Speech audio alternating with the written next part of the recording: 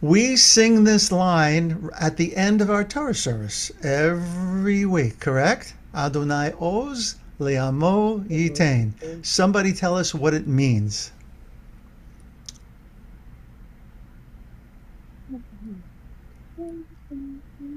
I can try. Go ahead. Yud Vav He is our strength. It gives it to our nation. Close. So there's you got some words there correctly. So we're looking for the grammar now. It's like our secret power. No.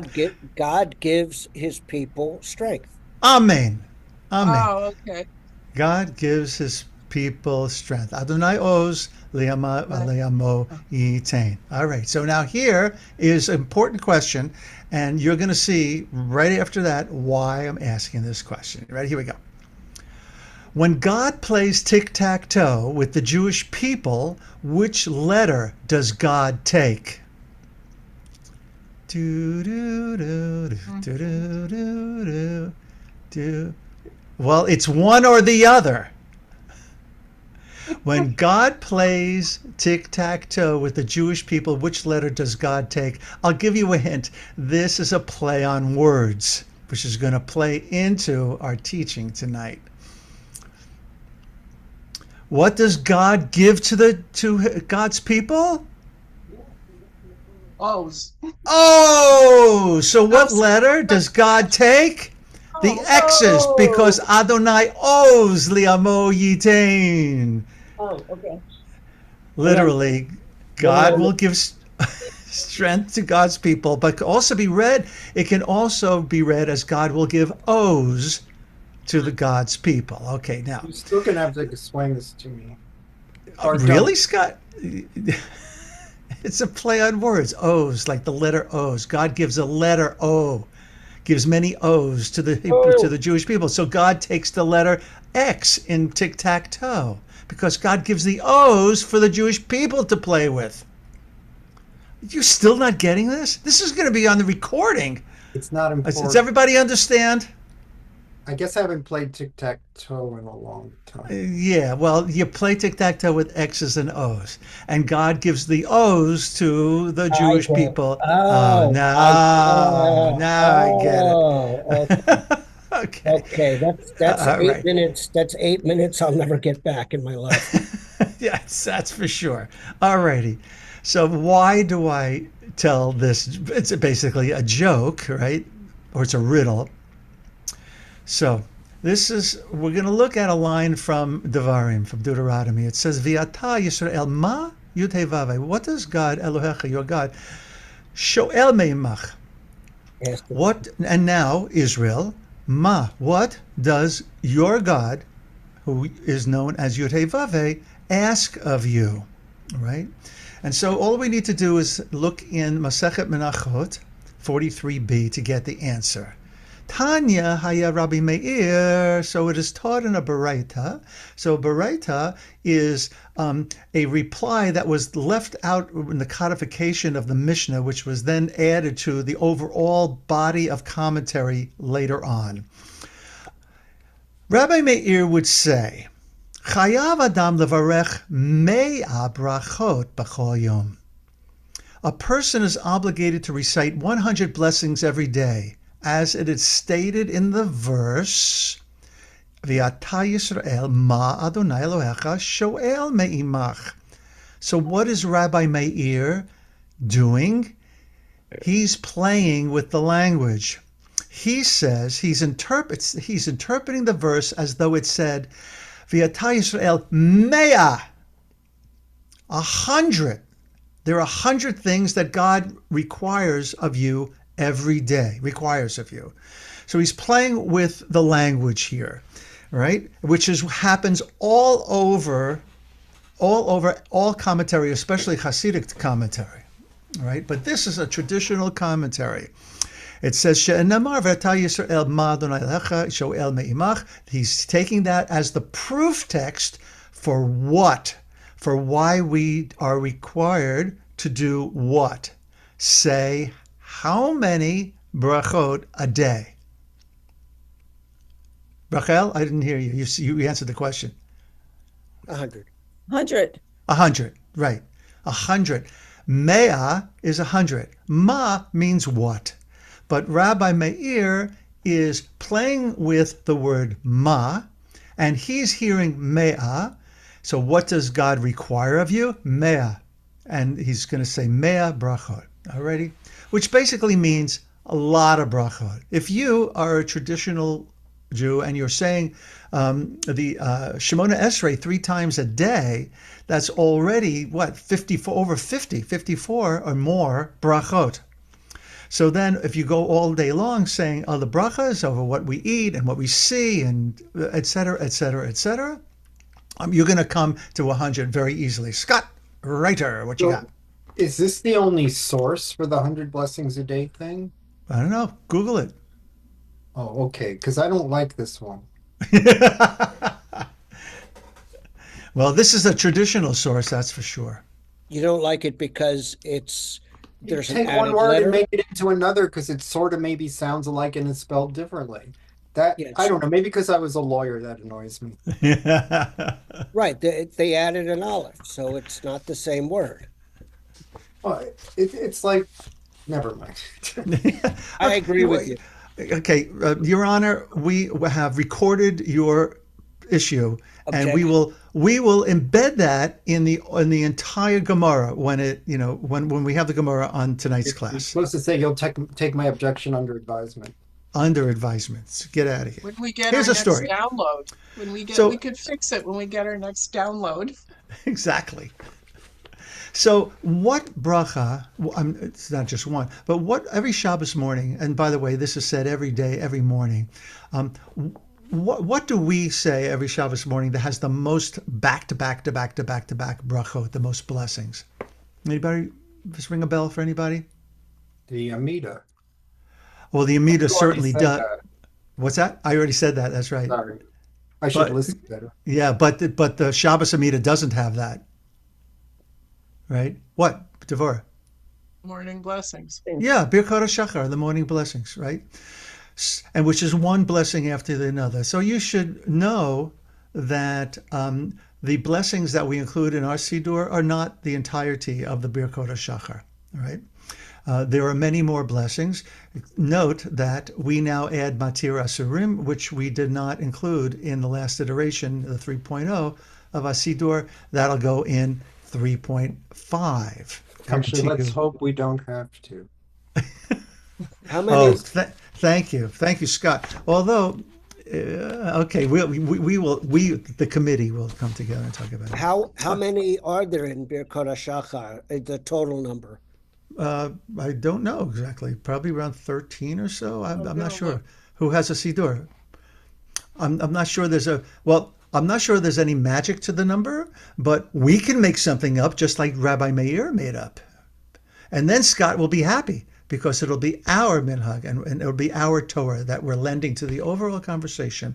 So while you're looking that up, I have a story for you. 2 objections make a rule. As in 2 negatives make a positive. Here's a story. I'm going to read it. I'm not going to tell it. Please. A man woke up in confusion every morning. He never knew where he put things. He spent a lot of time every morning searching for the things he needed to put on.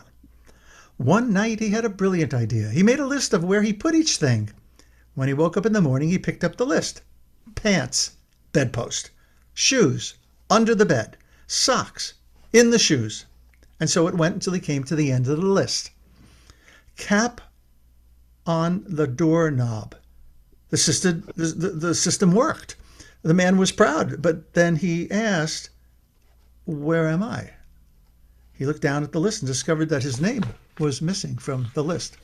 This is more shtuyot. He looked all over the room. He couldn't find himself. And after a while, he gave up. And every night he used the list, but never again in the morning did he bother to look for himself. If we're going to take this story in the humor that it's intended, but to extend it to Birkot haShachar, what is it that we might learn from the story is that Birkot haShachar places us in the moment and in time and space, having woken up and beginning our day. So you know that Birkot haShachar was never intended to be said together in community as part of the service, right? It over time, and I'm forgetting the reason why, it became part of the morning service, but each thing was meant to happen that what is it about a bracha? If I say, there's a bracha, there's a concept called a bracha batala. That is a bracha that is a blessing that is said in vain, it's even worse than that. It's like tossing it, you're not using it. Every bracha needs to be followed by an action. So, right, we say bro pri hagafen and we drink, and we say, amotzi lechem min haaretz, and we eat the bread. There's only one exception to it of doing the thing first and then saying the bracha. Does that come to mind? It's something that we do every Friday night. Dan? Lighting the candles. Lighting candles, that's right. And do you all know the reason why we light the candles before we say the bracha?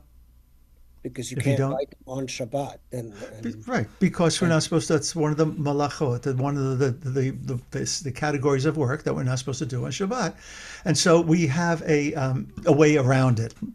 In lighting first, we close our eyes, say the bracha, open. Oh, the candles are lit. It's a wonder of wonders. It's a miracle. The trick is lighting them when your eyes are closed. It's that house burnt down. Yeah. So that is an important concept. And so what is the first bracha of Birkot haShachar?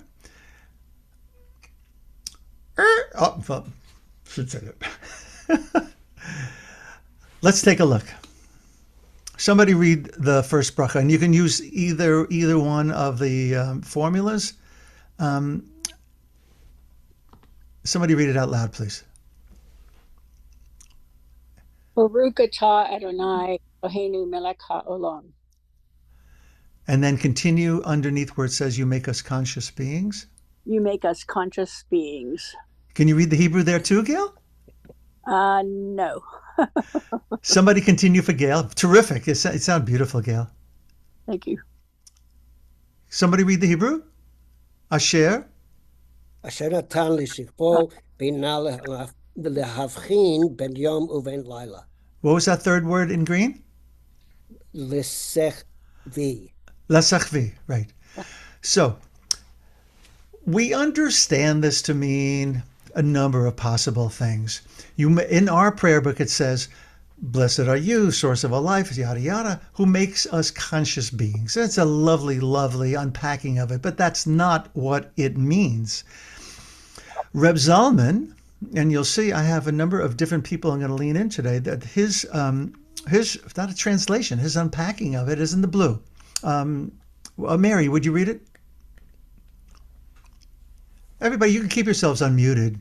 There's not that many people. Thanks, Cosmic Majesty, and worship you for giving me the the gift to discern the difference between darkness and light. Atazoi. Amen. So what is it that we are giving thanks for? Anybody? Sunrise. Sunlight. Right. And when does the rooster crow?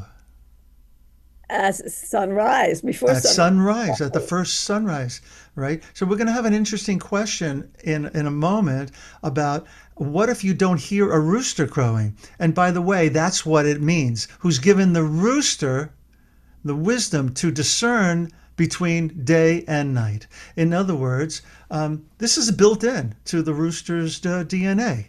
Right? The rooster doesn't have to think about it. The rooster doesn't, that's his alarm clock is built in. The sun comes up, cock-a-doodle-doo. Alrighty? Now, I'm also going to be using Shoshana Meira Friedman's lovely, lovely unpackings of this in a project that she's a rabbi, and she did a senior project at the Hebrew College. Holy One, sometimes I don't want to get out of bed or face the day. The alarm clock goes off and my inner rooster is still sleeping. And I think that's really sweet. And she gets the rooster in there, right? There's even though I'm awake, I'm not awake. Even though my eyes are open, I have not yet woken to the day. I want to pull up the covers. I want to stay in bed. I don't want to face the world. So this bracha, when do you think, how did this bracha get written? Like, why is this the first bracha? And I'm asking this in the most obvious way possible. Like, picture the time and place that this bracha gets written and becomes part of the liturgy. What's the context of the person who wrote? You're living somewhere where there might actually be roosters that you Yeah, hear in the morning, which most of us are not. That's right. Maybe that's what woke you up, because the rooster kind of sees the sun coming up maybe before we even do, if people were inside then. Right. And you kind of wake up and say, hey, it's a new day and I woke up, and thank God I woke up, and thank the rooster for doing what he does. Terrific. So leads to this question: are we thanking? Oh no! Wait a second. Hold on. I'm gonna hide that from you for a second because I want to skip to something. How are we supposed to say the bracha if we haven't woken up yet? Since the bracha. Oh, you do upon waking. You say Moda ani lefanecha, right? And then you're going to do something that corresponds to each of the brachot. And we're going to see what those are, or I'll let you guess. Okay, I'm going to skip to my very last one. I wasn't going to use it, which I put it at the end, but I want to use it now. So this is more commentary upon that later than the codification of the Talmud. The question is, are we blessing? I said, because you said, Scott, like, are we blessing the rooster, thanking the rooster for waking us up? So let's read the English. Upon hearing the sound of the rooster, ki shema kol targana gola omer, one should recite, blessed be the one, Baruch Atah, right, who gave sechvi, I messed up the English there, understanding to distinguish between day and night. From the way the Gemara is phrased, it seems that this bracha should be recited only when one actually hears a rooster crow.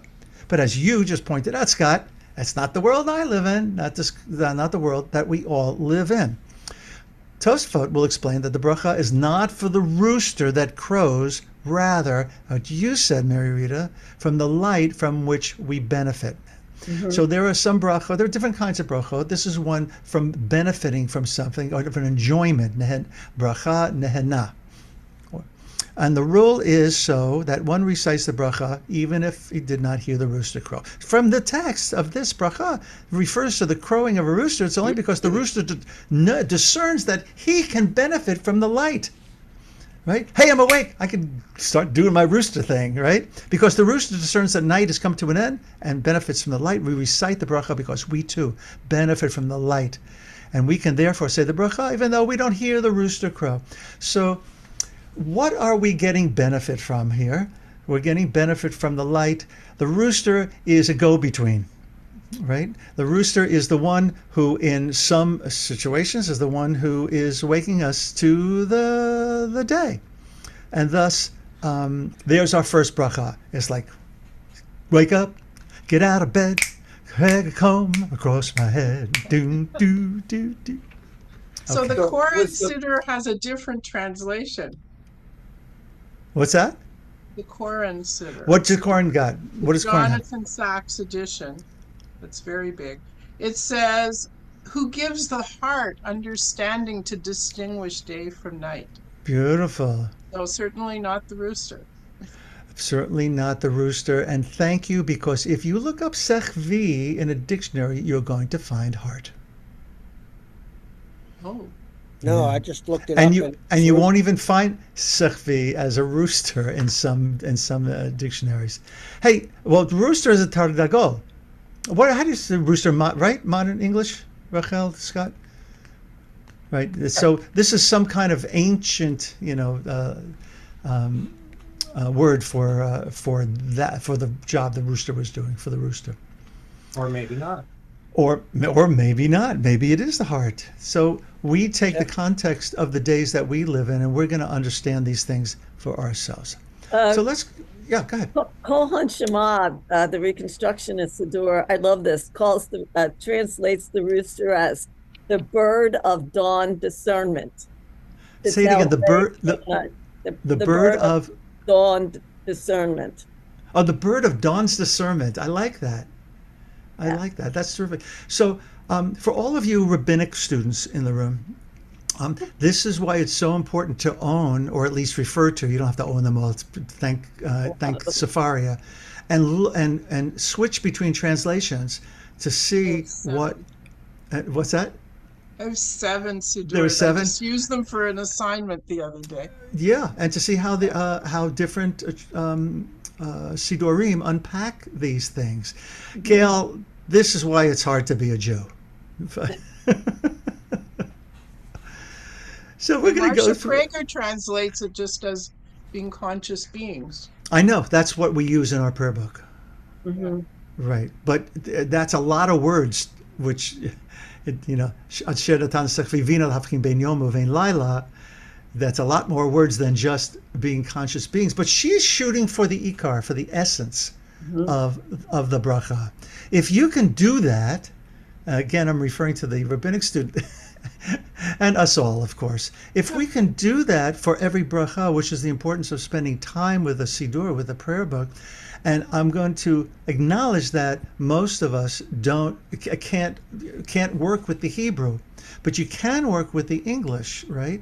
And so there aren't that many brachot, blessings, in our Birkot haShachar. Go to Safaria, see what the other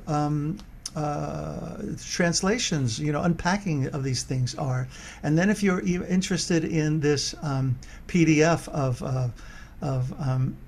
Shoshana Friedman's, Rabbi Shoshana Friedman's senior project at Hebrew College, her project was about unpacking things against the backdrop of shame,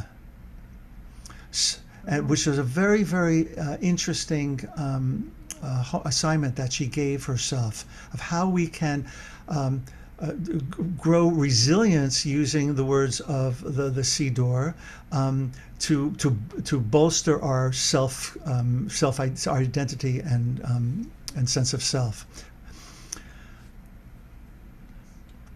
Baruch atah vaya lahenu ruach hachayim she'asani b'tzalmo. And all these translations are the one that are in our prayer book. Who makes me, she'asani, in your image. Anybody know besides Scott and Rachel? But great! I don't even know the answer to my own question. The word for an image is a tzelem. It's also shadow. But the word for camera in modern Matzlema, thank you. It jogged my brain. Is a matzlema. So a camera takes a picture, it's like of something, right? And so this is a very interesting word to say that we're made in God's image, B'Tselem Elohim, so that it's like the image was somehow on all of us projected, that we are a projection. Kind of like that. We're a projection of the divine, right? Always connected, and with a unique purpose that each of us has. So let's take a look now. Rabbi Joseph Rosenstein, he is the author of a very unusual siddur and machzor called Eitz Chaim. Let's see what he has to say. That's where there we go. You have made me in your image with unlimited potential. I would say he's taking a little bit of poetic license here, right? Now, why would someone do that? Even looking at Reb Shoshana, you place me in the company of others who are also wrestling for meaning. That's really interesting too. Why would she, what is she thinking to unpack that bracha that is pretty darn simple? Sha'asani batzamo, who has made me, you make me in your image. You place me in the company of others. I think what's happening here is that she is acknowledging that we are all saying this together, and that there are brachot that are very personal, and there are some brachot that embrace the community. That's just a guess on my part, but that's what I'm feeling from Scott. Anything? What kind of hit me with hers was that, like we say to ourselves all the time, everybody's created in the image of God. We're all created in the image of God. So if you're with people, or even if you're not at the moment, you're reminded that even though the bracha is, you made me in your image, God made everybody in God's image. And so it's a way of acknowledging that, especially what you said about, I didn't fully get it about shame or something. If you're, dealing with stuff, to remember, well, everybody's dealing with something. Right. That's right. And you remind me of, I've told the story before, Rabbi Rami Shapiro. I think it's at the beginning of his book on the Shlosh Esrei Midot, on Adonai Racham. I think he tells a story at the beginning of that book. It could be somebody else. I'm sorry. It could be Erwin Kula, but I'll have to look that up afterwards. But the story about one of them's asked to address a rock concert. Right, to come out, and it was a rock concert that was for charity. They were raising money for charity or something. And what I think is, and what he does is that he invites people to look at another human being, and he teaches them the Yud Hey Vav Hey, right? The image that we've done that, right? The image of God, the Yud of the head, and the shoulders of the first Hey, and then the Vav, the extended spine, and the torso, and then the final Hey is our torso to the bottom of our feet, right? So he puts people into pairs, and he says, okay, so you're going to turn and look at your partner, and you're going to say image of God, and you're going to keep turning to different people, and that's what happens at the beginning. He basically is giving a participatory Devar Torah in like a few minutes, inviting everybody to see the image of God in the other. So that's a beautiful, Scott, what you just said, is that we see it in ourselves, and then we turn and we see it in each other. Let me see. Let me go back. Why isn't the blessing in the plural? Why? I don't know. Why is it not? Is that what you asked, Dan? Yeah. Why is it just me? Why is it me in your image rather than us in your image? You could rephrase it, but it's not what we've been gifted. Okay. Alrighty, moving right along. Pokeach Ivrim, what's the first thing that you do in the morning? Open your eyes. You open your eyes, right? So there's a blessing for that. So again, each of these blessings correspond to the process by which we tend to get out of bed. That's not what that means exactly. Oh, Scotty. Yeah. Okay, so what does it mean? You open the, well, it doesn't really say eyes, but it says you open the blind, but it means the eyes of the blind. Right, we're not talking about the blinds at your window. We're actually, That's a different word. I like that. I like that, to open the blinds. There is so where is that? Lo titein iver lifnei, no, lo titein mikshol lifnei iver. Don't put a stumbling block before the blind. So it's not talking about the blind people, people who are or in their sight. However, now look at the commentary on the bottom of this page. There is a dispute among prominent Rishonim regarding this at the rabbis, again, later on after the codification of the Talmud, regarding the question of whether a person may recite one of the Birkot haShachar from which he does not derive direct personal pleasure. So in the same way that we get pleasure from the light, right, and we're thanking God for the light that we're awakened by the country alarm clock. For instance, he asked the question, may a blind person recite the bracha, pokeach ivrim, who gives sight to the blind, right? So there was a dispute about whether someone who's not capable of seeing at all, literally, should be saying this bracha. Of course, but when we say it, if we are indeed sighted, we're saying it figuratively anyway. That's correct. Right. The only reason I was quote unquote blind is because my eyes were closed when I was sleeping. So what does it really even mean for people who can see? But Well, is I it guess that's what it means. about Also, intuition? Yeah. So look at the Eitz Chaim, which is the middle one. I'm just not Eitz Chaim. It's Eight Ratzon, is the name of the Siddur. You open the eyes of the blind, providing sight and insight. I kind of like that. Right? well, the word pokeach is not really your standard word for open, like for opening your eyes. It's a more expansive concept than just open shut, isn't it? I don't know, but liftach is to open. It's the word for opening your eyes. Sometimes but there's you- different words for parts of your body or clothing or stuff. Right. Okay, so it doesn't mean more than that. It's just specific to body. It matches up with ivrim, right? There are certain words that you, for some reason, don't ask me, but grammatically, you only use the verb Never that's mind. associated with that thing. Rachel, anytime you want to correct me on my Hebrew, please jump in. I trust that you will. Okay, so now we have our eyes open.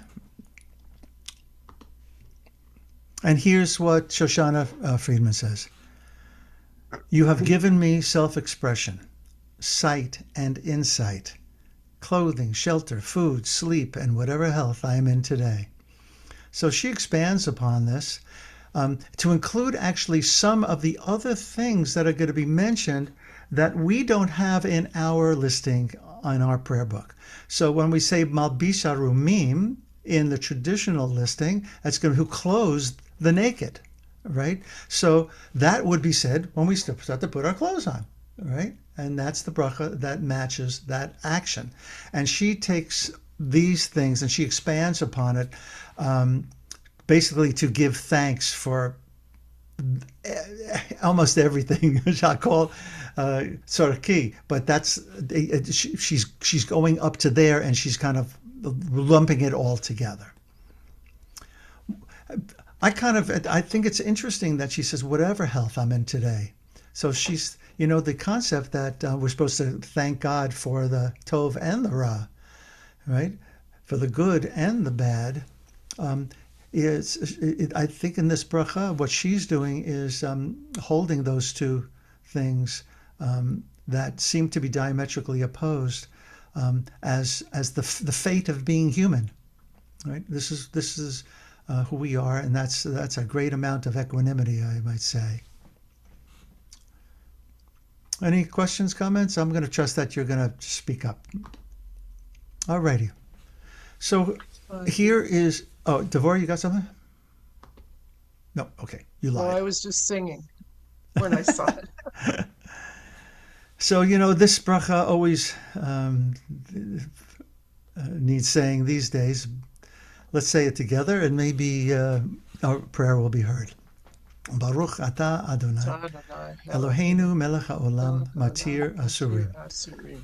Blessed are you, Yud-Heh-Vav-Heh, our God, sovereign of the universe, who releases the captives. Please. So from 8 Ratzon, I offer you thanks. You straighten. Wait, that's Sokev Kafufim. Oh, so he's combining, releasing us from our shackles. Okay. So what he's putting together here is when we get out of bed and stand up, right? Which is, there actually is a bracha for that. What did I just say? It was Sokev Kafufim, Yeah. right? Straighten the bent. And so he's kind of like embracing. He wants to get a lot in, right? And for us to have a different kind of attitude toward that particular bracha. Let me see what's on the next page. Okay. And Reb Zalman, for this one, says, I offer you thanks, Cosmic Majesty, and worship you for giving freedom of movement to my body. So, again, so Kef Kefufim is not in our prayer book, but Reb Zalman and the one that came before this are kind of combining different brachot.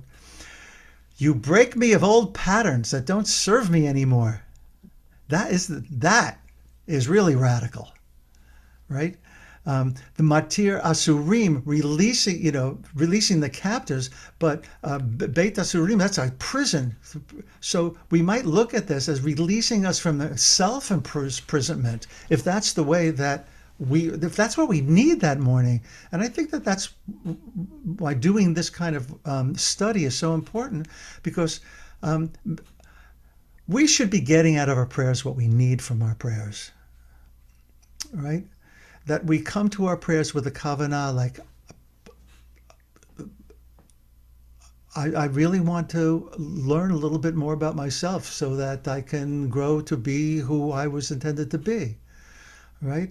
And so her unpacking this of breaking myself of old patterns, it's a beautiful, I think, very poetic understanding of matir asurim.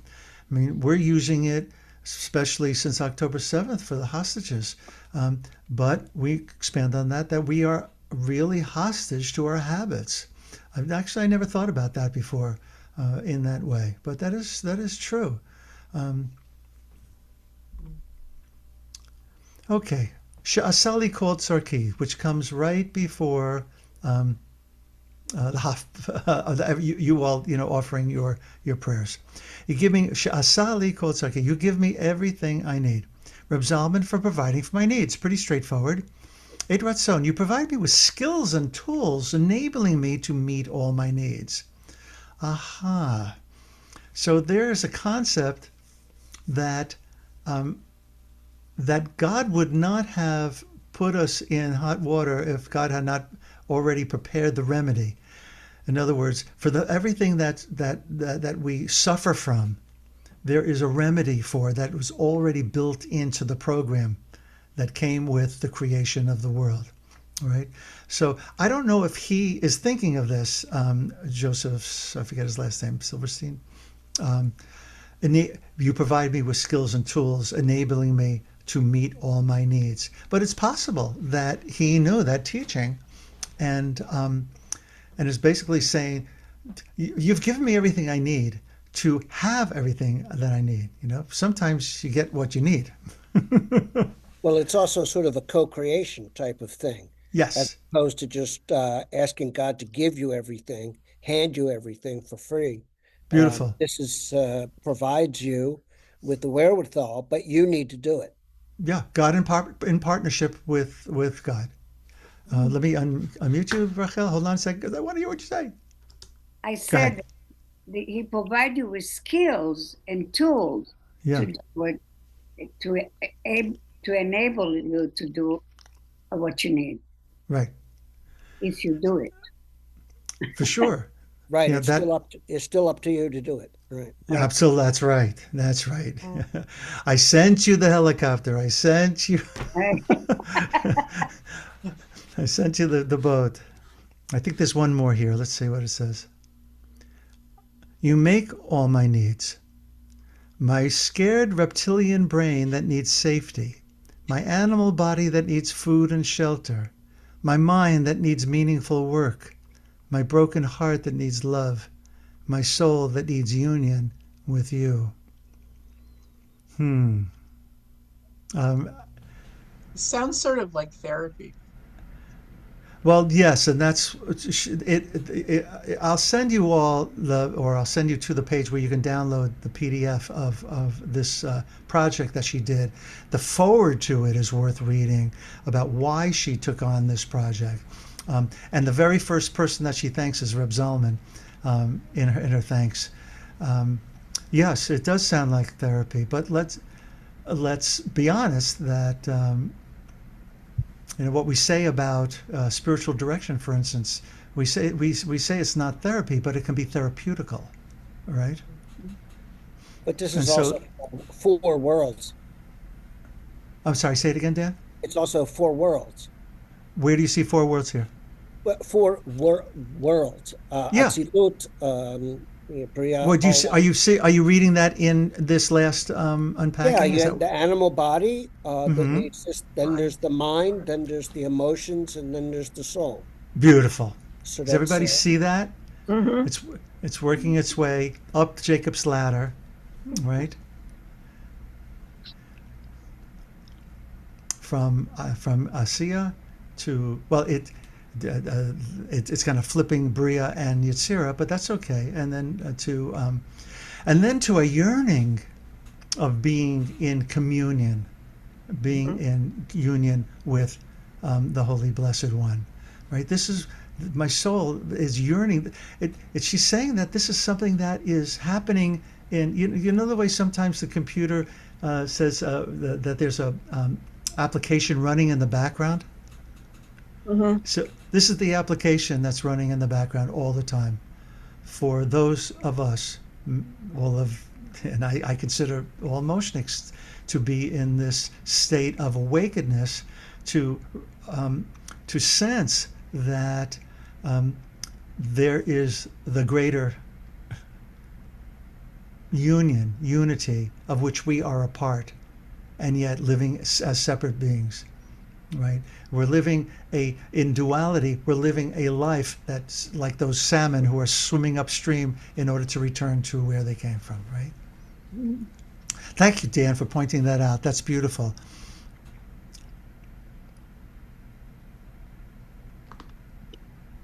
Hanotein le'ayef koch. If you were in the room when Reb Zalman would say this, he would throw his arms up in the air, which is why sometimes I'll point to Shulamit, because she does it too. Hanotein le'ayef koch. So it gives strength to us when we are weary. Koch, like haShachar. That is the line, according to the Midrash, that God calls out to Moshe when he breaks the first set of tablets. Does anybody know that Midrash? It's a beautiful, beautiful Midrash. For taking my weariness and giving me energy, Reb Zalman. For taking my, so in other words, you gave me what I needed, right? You gave me energy and allowing my weariness to just dissipate. Like you take it. It's like you bear the burden. It's like giving it up for God, right? All of this, of course, calls for a relationship with the divine, however that spells out in your life. Okay? You strengthen the weary, staying with us even when we're exhausted. This is from Eit Ratzon. It's basically saying here, in the High Holiday Liturgy, when we say, Al tashlichenu, don't toss us away, right? In our old, La'eit Zikna, in our old age, right? So it is a recognition that we're always plugged into the mainframe, and that we're not alone at any time. This takes a lot of of presence, a lot of spiritual work to do this. I'm easily thrown off. I don't know about you, but sometimes I got to give myself a slap in the head to think I'm such a big shot, like, oh yeah, I got a spiritual practice to lean into, right? And the next thing you know, I'm upset about something that is that's triggering me, and all of those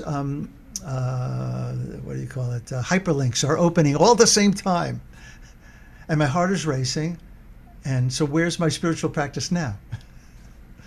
Well, it's to take a breath and to find your anchor and to somehow return to this moment that needs me to be present in.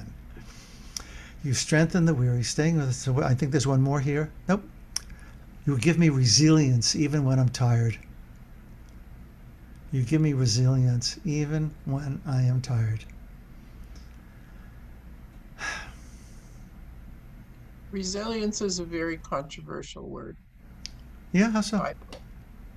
Well, because it's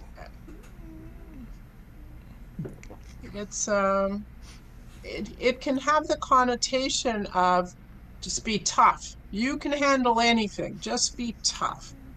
And I went into a class that I took at the mental health facility here.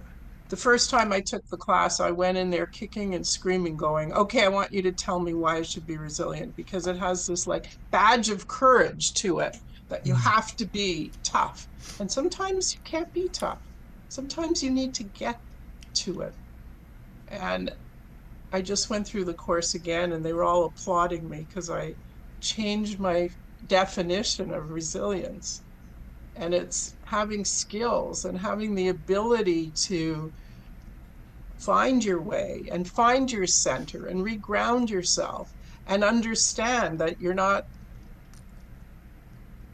taking 2 weeks to figure out something that you actually now can figure out in a day or 2 days, or not get so upset, or to like have the wisdom of not knowing and know that, okay, when this happens, I can just calm down and just not worry about it anymore. I'll just wait because I know that I can do it. So that's what resilience is now in terms of my definition. And the world out there thinks resilience is just be tough. So what? This happened to you. So what? Get over it. But the world needs to look up the word in the dictionary, which I just did. And what you said is exactly what it means. And it doesn't mean just, not being knocked down. It means finding a way to get up. Yeah. Finding a way. Yeah. Being able to find a way and to do it, in your due time. Bounce back. To bounce back. My sister, my sister-in-law Mary has such resilience. She's the one that had the strokes, and there's a strength in her that she's bouncing back. It's not a fast bouncing back, and I don't think she would ever say, I'm toughing it out, but I looked at her and I looked at my brother, and my brother didn't have the resilience. He didn't have the resilience that she does. And so I've learned, looking at different people that have that kind of strength to keep going. Yeah. In fact, I'll let you know when she gets out of her wheelchair and she's walking with a cane, because that's what she wants to do, so she can walk on the beach. But what is the other choice? What is the other choice if not to get up and try again and again? There's some people who can't, Well, I think it. Well, Rahel, you are quite resilient yourself. Well, I know, but then you don't have any choice but to be resilient. You have to, Yeah, but you're right. Okay, this isn't a talk about resilience. I'm not going to hijack it. But it's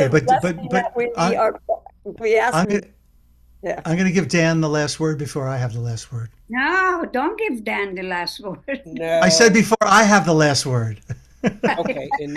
Because I have a comment on resilience, and then we'll move on. The Latin word means to recoil, to bounce back. So it refers to that. But if you're not resilient, just to answer to answer the question of what happens if you're not, is it can damage you in certain ways. Resilience means it might affect you, but you're not going to own it, or it's not going to change you that much. You will come back. You will bounce back. So a lot of people either they put up a total wall and that stays there, and that's bad, or they come back changed, or they don't come back. Come back. Forget about change. First, we want to come back. And so when I think of resilience, you remember those blow up things we had as kids, that when you hit it, it went boing and then boing, and it went back and forth and back and forth. I hated for those me. things. Yeah, because you probably hit it. It came back and hit you in the Yeah. head. Okay. So that's my image of resilience. I think that there is a psalm that is an example. I think there's a psalm that is perhaps born out of the author's resilience, and I'm talking about Psalm 145. If you think about it, Psalm 145, Ashrei Yoshvei Veitecha Od Yahaluch Hasela, right? It's speaking you're speaking to divinity, speaking to God. Psalm 145 then proceeds line by line to speak to God and speaking about God. Ratz Vashov, that acknowledging the fact that we bounce back and forth as we live this human life between feeling close to divinity and feeling far from divinity. And there's that rocking chair, that push me pull you from Dr. Doolittle that's going back and forth. So it's very possible, we don't know, but that's the way I always look at that psalm, that I'm getting pushed back and forth, or I'm placing myself in the position of acknowledging that sometimes I feel very close to and sometimes distant from, and I'm looking for that sweet spot, right? That's born from resilience, right? You could still be rocking, right? You don't have to get knocked way off your path. It could just be a teeny beeny bit. So let's get to the last one in our list. You wipe sleep from our eyes and slumber from our eyelids. I kind of like that every morning when people. I think you do that all the time, Mary Rita.